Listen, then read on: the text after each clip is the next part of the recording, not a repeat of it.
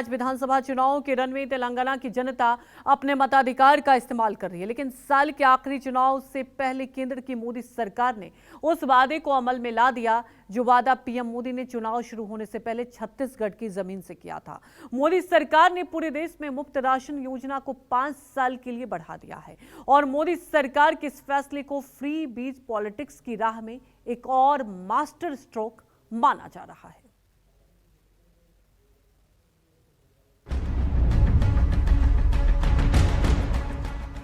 मुफ्त राशन देने वाली योजना को अब अगले 5 साल के लिए और बढ़ाएगी।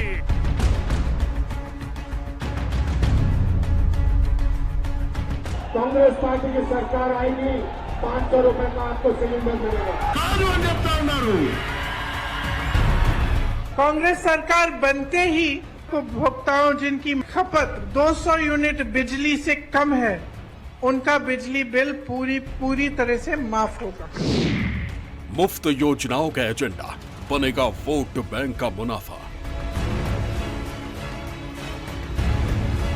आप हमारी सरकार बनाएंगे, 3 तारीख के बाद पेट्रोल डीजल 100 रुपए से कम हो जाएगा। मुफ्त सिलेंडर, बिजली, पानी, इलेक्शन से पहले हर राज्य की कहानी।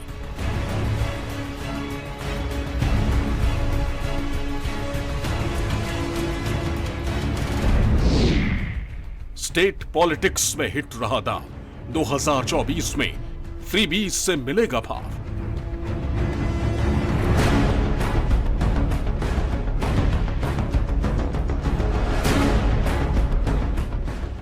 बिजली फ्री, पानी free, cycle free, tractor free, tablet free, loan free, phone free, यानी फ्री फ्री और फ्री। चुनाव आते ही सियासी दलों के फ्री वाले वादों की भरमार सी आ जाती है।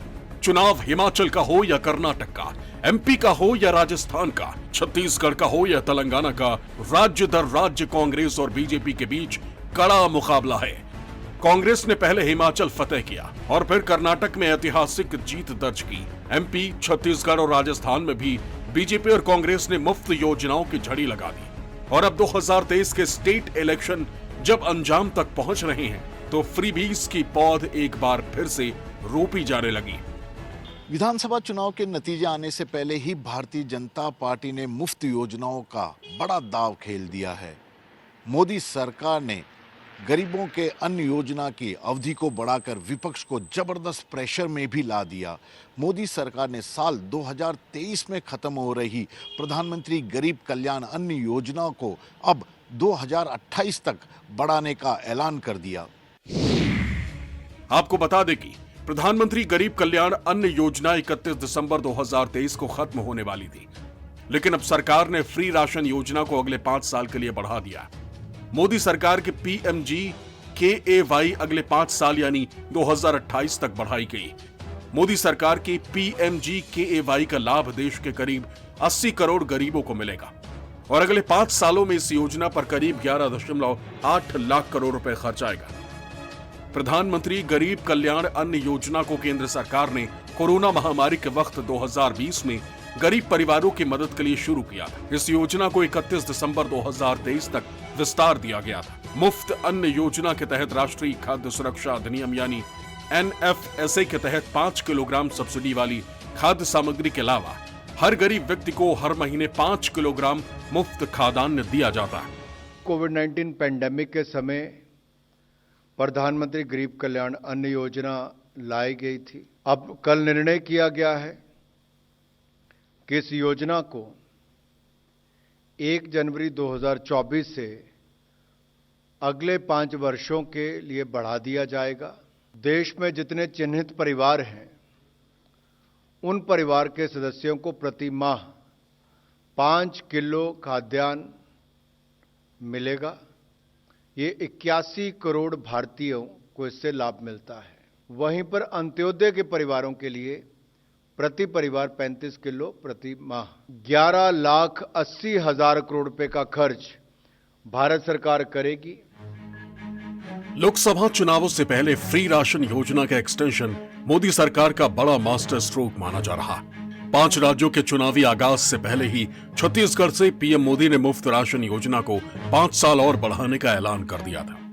कोरोना महामारी में मैंने तय किया कि किसी गरीब को मैं भूखा नहीं सोने दूंगा और इसलिए भाजपा सरकार ने प्रधानमंत्री गरीब कल्याण अन्न योजना शुरू की। साथियों, प्रधानमंत्री गरीब कल्याण अन्न योजना सरकार के हिसाब से इस दिसंबर में पूरी हो रही है, लेकिन मैंने निश्चय कर लिया है देश के 80 करोड़ गरीबों को मुफ्त राशन देने वाली योजना को भाजपा सरकार अब अगले 5 साल के लिए और बढ़ाएगी। केंद्रीय कैबिनेट ने 5 साल तक मुफ्त राशन देने की योजना पर मुहर लगा दी है। इसका आने वाले लोकसभा चुनाव पर बहुत बड़ा असर पड़ेगा और यह भाजपा के लिए एक बहुत बड़ा तुरुप का पत्ता साबित होगा। खास तौर पे उन परिवारों के लिए एक बहुत बड़ी सुविधा है जिनके लिए अभी भी अनाज खरीदना एक बड़ा महंगा काम होता है। तो ये हम मान के चल सकते हैं कि लोकसभा चुनाव में भारतीय जनता पार्टी को इसका बहुत बड़ा लाभ मिलेगा। बीजेपी की केंद्र में सफलता के पीछे उज्ज्वला योजना का बड़ा योगदान रहा है, लेकिन धीरे धीरे मुफ्त राशन की योजना का भी उसे कई राज्यों में फायदा मिलने लगा। बिहार में उसे इसका फायदा मिला। उत्तर प्रदेश में जहां समाजवादी पार्टी जातीय समीकरणों के आधार पर मैदान में थी, वहीं मुफ्त राशन भी एक बड़ा मुद्दा बना। यही नहीं, लॉ एंड ऑर्डर भी सत्ता में वापसी का जितना बड़ा कारण था, वहीं मुफ्त राशन योजना भी उत्तर प्रदेश में सरकार की वापसी के लिए बीजेपी के लिए काफी मददगार साबित हुआ। गरीब लोगों के लिए मुफ्त राशन योजना के एक्सटेंशन को केंद्र की मोदी सरकार की तरफ से आधिकारिक तौर पर बढ़ाने का ऐलान कर दिया गया। 5 राज्यों के विधानसभा चुनावों के अंजाम से पहले हुए ऐलान को बेशक लोकसभा की लड़ाई के तौर पर देखा जा रहा है और इसके पीछे की वजह भी वाजिब और बड़ी है। 2019 में जब केंद्र में दोबारा से मोदी सरकार आई, तब इसके पीछे उज्ज्वला योजना का काफी योगदान माना गया। ठीक वैसे ही जैसे यूपीए सरकार की 2009 में वापसी हुई थी और तब मनरेगा योजना का लाभ उसे मिला। 5 राज्यों के चुनाव के बाद लोकसभा चुनाव में काफी कम वक्त बचा और केंद्र के इस फैसले का लाभ बीजेपी को मिल सकता है। बीजेपी 2019 के तरह 2024 में प्रधानमंत्री गरीब कल्याण अन्न योजना को गेम चेंजर के तौर पर इस्तेमाल करना चाहती। मोदी सरकार के मुफ्त राशन योजना के एक्सटेंशन के पीछे की बड़ी वजह राज्य चुनावों में कांग्रेस की गारंटियों के काट के तौर पर देखा जा रहा। इंडिया अलायंस में शामिल कांग्रेस और आम आदमी पार्टी ने फ्री योजनाओं से खुद को राज्यों में मजबूत किया है और उम्मीद है कि लोकसभा चुनावों में भी इंडिया गठबंधन के कॉमन एजेंडे में फ्री पॉलिटिक्स की बहार नजर आएगी। बात कांग्रेस की करें तो बीजेपी को कर्नाटक विधानसभा चुनाव में कांग्रेस ने मात दी। कर्नाटक में कांग्रेस पार्टी की सफलता के पीछे 5 गारंटी का अहम रोल रहा। इस 5 गारंटी में हर परिवार को 200 यूनिट फ्री बिजली, ग्रेजुएट बेरोजगार को हर महीने 3,000 रुपए, हर परिवार की महिला को 2,000 रुपए मासिक भत्ता, हर महिला को सरकारी बसों में मुफ्त सफर की सुविधा और गरीबों को मुफ्त 10 किलो अनाज शामिल है। कांग्रेस ने कर्नाटक के तर्ज पर 5 राज्यों के विधानसभा चुनावों में गारंटियों की झड़ी लगा दी। मुफ्त योजनाओं के वादे और दावों के साथ कांग्रेस देश की राजनीति में दोबारा कमबैक की उम्मीद लगाए बैठी है। कांग्रेस के साथ ही आम आदमी पार्टी और दूसरे राजनीतिक दलों की ओर से भी कई चुनावी वादे किए गए। ऐसे में बीजेपी के इस कदम को विपक्षी दलों की गारंटी को काउंटर करने के तौर पर ही देखा जा रहा है। मैं पहली दफे कह रहा हूँ 100 रुपए 100 यूनिट नहीं, पहली दफे मैं कह रहा हूँ कि 100 रुपए की बिजली माफ और 200 यूनिट हाफ। 100 यूनिट तक तमाम प्रदेशवासियों को, चाहे वो कितनी बिजली कंज्यूम करे, तब भी फ्री दी जाएगी। उसके अलावा इंसेंटिव दिया जा रहा है 200 यूनिट तक जो पाबंद रखेंगे अपने आप को, उनको 100 यूनिट तो फ्री होगी। उसके अलावा 100 से 200 यूनिट तक जो है उनका भी जो फिक्स चार्ज है, अन्य चार्जेज है, वो चार्ज नहीं ले जाएंगे। तमाम दल जनता से बड़े बड़े वायदे करते हैं और वायदे करते वक्त ये भी नहीं देखा गया कि राज्य सरकारों पर पहले से कितना कर्ज है या आने वाले समय में कितना कर्ज और बढ़ने वाला है। इसका असर सीधे सीधे राज्य की योजनाओं पर पड़ता है। खास तौर पे कई योजनाएं जो जनता के हित के लिए, खास तौर पे हम अगर सड़कों की बात करें, अस्पतालों की बात करें, और ऐसी योजनाओं का राजनीतिक दल लाभ उठाने के लिए एक से एक बढ़कर वायदे भी करते हैं।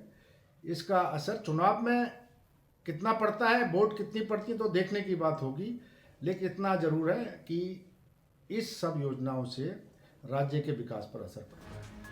मुफ्त योजनाओं की होड़ में कांग्रेस और बीजेपी कोई भी किसी से पीछे नहीं रहना चाहती और चुनावों में इसकी बानगी देखने को भी मिली। लोकसभा चुनावों से पहले राज्यों के विधानसभा चुनावों में वापसी के लिए कांग्रेस ने सस्ती और फ्री योजनाओं को फिर से हथियार बनाया। हैदराबाद में कांग्रेस वर्किंग कमेटी की मीटिंग करके एक तरफ कांग्रेस ने दक्षिण भारत से दिल्ली फतेह की रणनीति का ऐलान किया। तेलंगाना चुनाव को ध्यान में रखते हुए कांग्रेस ने अपनी 6 चुनावी गारंटियों का ऐलान कर दिया। तेलंगाना के रंगारेड्डी जिले के तुक्कुगुडा रैली से सोनिया गांधी ने 3 गारंटियों का ऐलान किया। वहीं कांग्रेस अध्यक्ष मल्लिकार्जुन खड़गे ने तेलंगाना के लिए बाकी की 3 गारंटियां बताई। कांग्रेस की तरफ से दी गई गारंटियों में महिलाओं और किसानों पर फोकस किया गया। पहली गारंटी के तहत कांग्रेस ने 2500 प्रतिमाह घर की हर महिला मुखिया को देने का वादा किया। दूसरी गारंटी में हर परिवार को एलपीजी सिलेंडर 500 रुपए में उपलब्ध कराने का वादा किया। तीसरी गारंटी में कांग्रेस ने राज्य ट्रांसपोर्ट बसों में महिलाओं को फ्री यात्रा देने का वादा किया। चौथी गारंटी के तहत कृषक भरोसा योजना के जरिए भूमिहीन मजदूर को 12,000 रुपए प्रतिवर्ष दिया जाएगा। पांचवी गारंटी में बटाईदार किसान और छोटे किसान को 15,000 रुपए प्रतिवर्ष दिए जाने का ऐलान किया। और छठवीं गारंटी के जरिए चावल की खरीद पर 500 प्रति क्विंटल बोनस दिए जाने का ऐलान हुआ। Mahalakshmi which means rupees 2,500 month financial assistance to women. Gas cylinders at rupees 500. Free travel for women in CSRTC buses across the state. It has been my dream to see the Congress government in Telangana that will work for all sections of our society. रैत भरोसा हर रैत को 15,000 रुपए पर एकड़ और tenant को 12,000 रुपए, agriculture labour को भी 12,000 रुपए देने का भरोसा किया है। उसके अलावा बोनस रुपीस 500 पैडी के लिए प्रोवाइड किया जाएगा। हमारी सरकार आएगी तो ये जरूर हम आप लोगों को देंगे। चुनावी मौसम में योजनाओं का नाम लेकर फ्रीबीज पर सुप्रीम कोर्ट भी अब सख्त हो चुका है। विधानसभा चुनाव से ठीक पहले मुफ्त की रेवड़ी बांटने जैसी घोषणाओं और योजनाओं पर सुप्रीम कोर्ट ने केंद्र सरकार, चुनाव आयोग, राजस्थान और मध्य प्रदेश सरकार को नोटिस जारी किया है। कोर्ट ने एक जनहित याचिका पर सुनवाई करते हुए ये नोटिस जारी किया है। याचिकाकर्ता ने आरोप लगाया है कि चुनावों के ठीक 6 महीने पहले मुफ्त चीजें बांटी जाती हैं और राज्य सरकार इसे जनहित का नाम दे देती है। सुप्रीम कोर्ट ने नई जनहित याचिका को पहले से चल रही दूसरी याचिकाओं के साथ जोड़ दिया। सुप्रीम कोर्ट ने अब सभी मामलों की सुनवाई एक साथ करने की बात कही। मुफ्त योजना की राजनीति की उम्र बहुत ज़्यादा लंबी नहीं है। 1-2 चुनावों के बाद हम ये देखेंगे कि ये योजनाएं दम तोड़ देंगी या सुप्रीम कोर्ट, हाई कोर्ट से इन पर रोक लगा दी जाएगी और सरकारें कोई और तरीके से लोगों को लाभ देने की कोशिश करेंगे। अब ज़रूरत यह है कि जब तक हम सरकारी इंफ्रास्ट्रक्चर को मजबूत नहीं करेंगे, किसी भी योजना का कोई लाभ लोगों को नहीं मिलेगा। आप भले ही उसको नकद देते रहें, कुछ भी करते रहें, लेकिन ये ज़्यादा दिन संभव नहीं है। जनवरी 2022 में बीजेपी नेता अश्विनी उपाध्याय फ्रीबीज के खिलाफ एक जनहित याचिका लेकर सुप्रीम कोर्ट पहुंचे थे। अपनी याचिका में उपाध्याय ने चुनावों के दौरान राजनीतिक पार्टियों के वोटर से फ्रीबीज या मुफ्त उपहार के वादों पर रोक लगाने की अपील की। इसमें मांग की गई कि चुनाव आयोग को ऐसी पार्टियों की मान्यता रद्द करनी चाहिए। केंद्र सरकार ने अश्विनी उपाध्याय से सहमति जताते हुए सुप्रीम कोर्ट से फ्रीबीज की परिभाषा तय करने की अपील की। केंद्र ने कहा कि अगर फ्रीबीज का बंटना जारी रहा तो ये देश को भविष्य की आर्थिक आपदा की ओर ले जाएगा। फ्रीबीज मामले की सुनवाई पूर्व चीफ जस्टिस एनवी रमना की अगुवाई में 3 सदस्यीय बेंच ने अगस्त 2022 में शुरू की थी।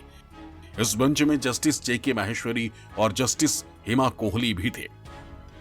इसमें कोई दो राय नहीं कि सरकारी मुफ्त योजनाओं का लाभ जनता के लिए ही है, लेकिन इससे देश की पूरी आबादी का भला नहीं होता।